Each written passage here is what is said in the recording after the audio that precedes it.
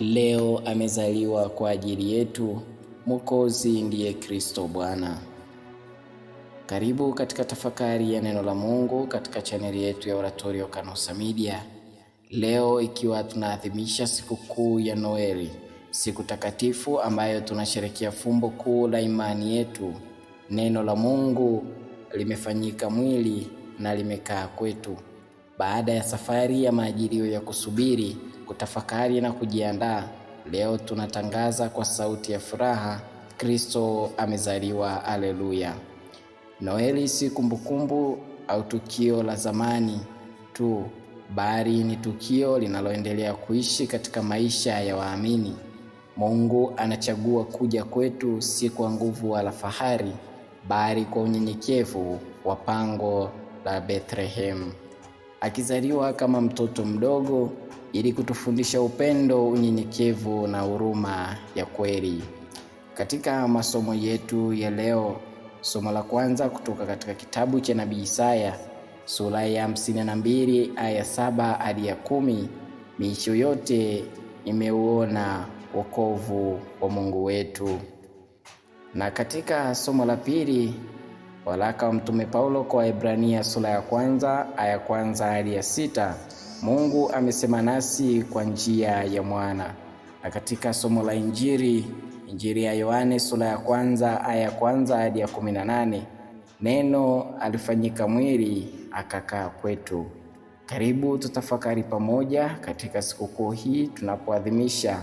Tujiulize, je, Yesu anazaliwa wapi katika maisha yetu? Je, ninampa nafasi gani katika familia yangu, jumuiya na huduma yangu? Tafakari hii imeandaliwa na kuletwa kwenu na Padri Faustin Rwechungura kutoka Jimbo Kuu Katoliki la Tabora. Wapendwa wana taifa la Mungu, tumsifu Yesu Kristo. Heri ya Krismasi. Kwa kweli kila mmoja wetu tunapaswa tufurahi, kwa sababu kwa wiki 4 hivi tumekuwa tukisafiri pamoja katika kipindi cha Majilio. Kipindi cha Majilio ambacho kilikuwa ni cha matumaini, tukitarajia kitu fulani, na kimsingi si kitu, bali tukitarajia ujio wa Bwana wetu Yesu Kristo. Tafakari hii ni ya sherehe ya Krismasi, na masomo nayotumia ni masomo ya mchana. Tunamshukuru Mungu kwa zawadi ya Krismasi, na narudia tena, heri ya Krismasi. Basi ndugu wapendwa katika Kristo, masomo yetu yanayotuongoza, nimechukua masomo ya mchana kwenye vitabu vyetu vya masomo. Na somo la kwanza linatoka katika kitabu cha Nabii Isaya sura ya 52 aya 7 mpaka ya 10.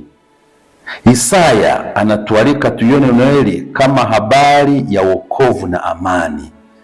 Na nukuu, jinsi ilivyo mizuri miguu ya mjumbe aletaye habari njema. Ni sauti ya furaha ya Mungu anayewarudia watu wake.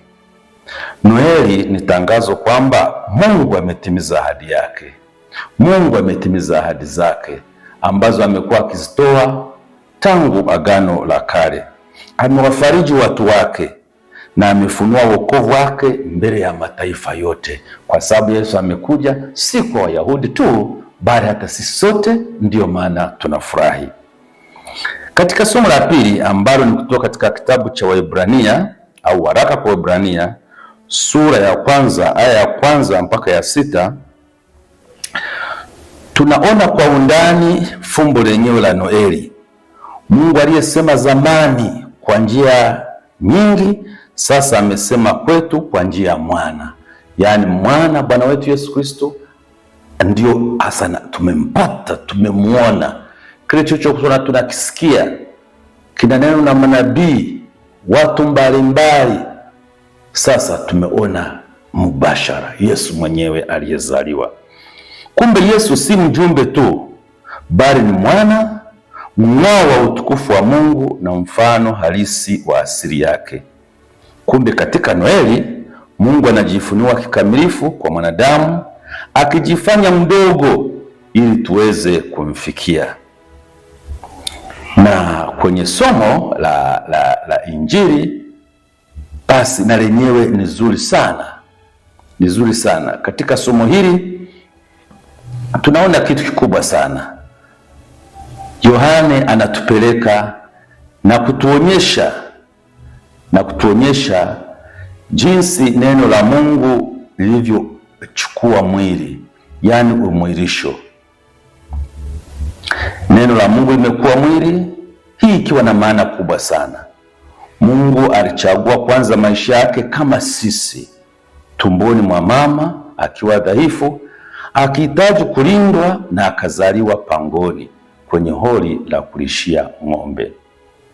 Wapendwa wana taifa la Mungu, ningependa ujumbe huu wa leo, tafakari hii, iwe mtoto Yesu ambaye ni mjumbe wa amani na mlinzi wa uhai.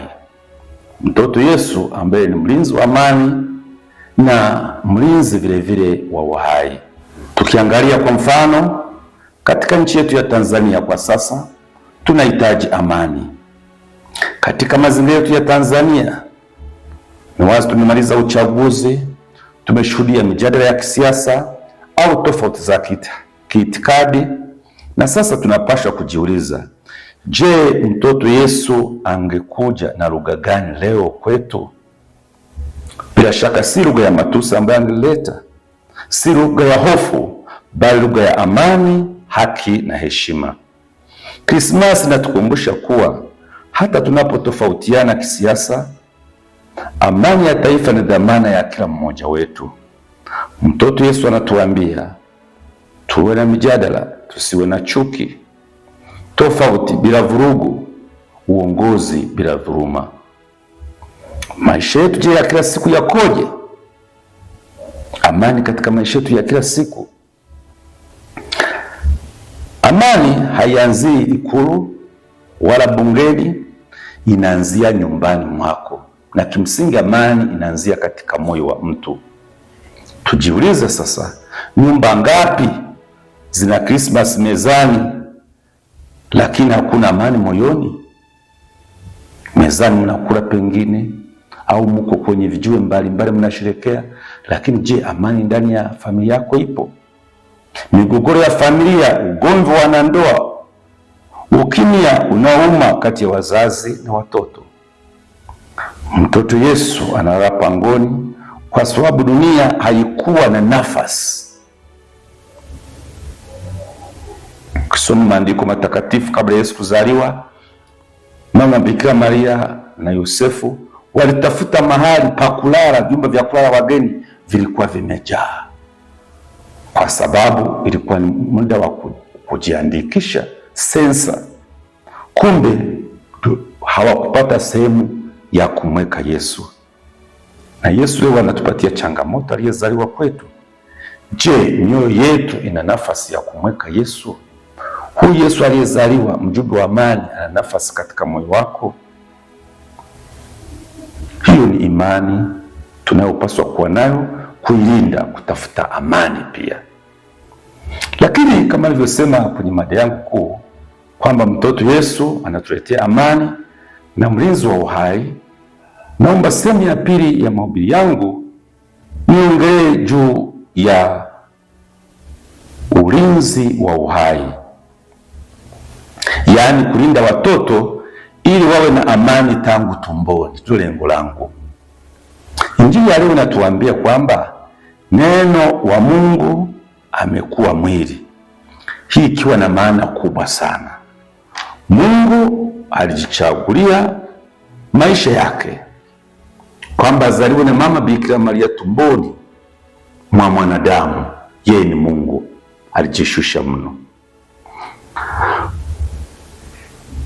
na hivyo tujue kwamba Yesu alizaliwa akionekana ni dhaifu, akihitaji kulindwa, na akazaliwa pangoni kwenye hori la kulishia ng'ombe. Pengine wote mnaonisikiliza hakuna aliyezaliwa katika mazingira hayo.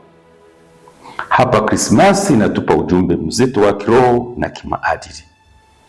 Maisha ya mtoto ni matakatifu tangu tumboni.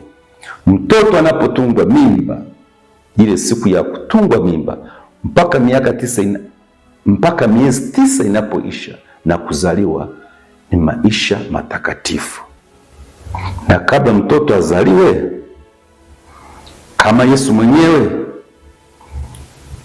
Lakini tukimwangalia kwanza, Yesu mwenyewe alikuwa ni neno, tayari alikuwa na kusudi, tayari alikuwa anapendwa na Mungu. Watoto ambao wamo tumboni mwa mama zao, Mungu ana kusudi nao. Lakini tunaposherehekea Krismasi, hebu tuwakumbuke wale watoto wanaouawa tumboni, kutoa mimba kwa njia mbalimbali. Huo si mpango wa Mungu. Mpango wa Mungu watoto wazaliwe. Kwangu mimi, ninapoletea ujumbe wa Krismasi, tulinde uhai, tutetee uhai kuanzia tumboni mpaka mtoto anapozaliwa na kuendelea katika maisha yake yote.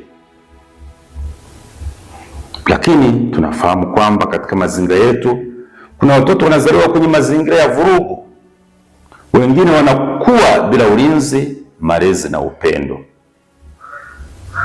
Krismasi inatuita sisi wazazi, walezi, viongozi na jumuiya kwa ujumla tujiulize, tunawalinda watoto wetu kiasi gani? Tunawapa mazingira ya amani tangu tumboni hadi kuzaliwa hadi kukua? Mtoto Yesu anayezaliwa leo Krismasi anatufundisha kwa ulinzi wa watoto si hiari, kwamba naweza nikafanya au nisifanye. Ni wajibu wetu wa kiimani, na kanisa, familia na jamii vinapaswa kuwa Bethlehem, mahali salama pa mtoto kuwa na amani. Na pengine ingekuwa vizuri unaposherehekea sherehe ya Krismasi kwa mwaka huu, inawezekana huko nyuma umekuwa ukifanya au hujafanya, hebu mkaribishe mtu yoyote apate chakula kwako, au mpatie chakula kama analia nyumbani kwake. Najua mnafanya hivyo.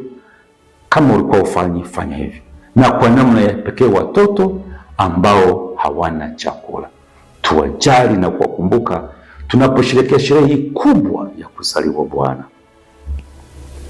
Ndugu wapendwa, leo Mungu anazaliwa kama mtoto ili atufundishe amani ya kweli aliyoileta, atukumbushe thamani ya kila uhai kwamba ni wa thamani kubwa, na tukumbuke kwamba Krismasi ya kweli si mapambano, Krismasi ya kweli si mavazi ya nje, Krismasi ya kweli si chakula. Ni vitu vya muhimu tulifanya, lakini hasa zaidi Krismasi ya kweli ni amani katika mioyo na jamii zetu, ulinzi wa watoto tangu tumboni hadi ukubwani, Kristo kuyatawala maisha yetu.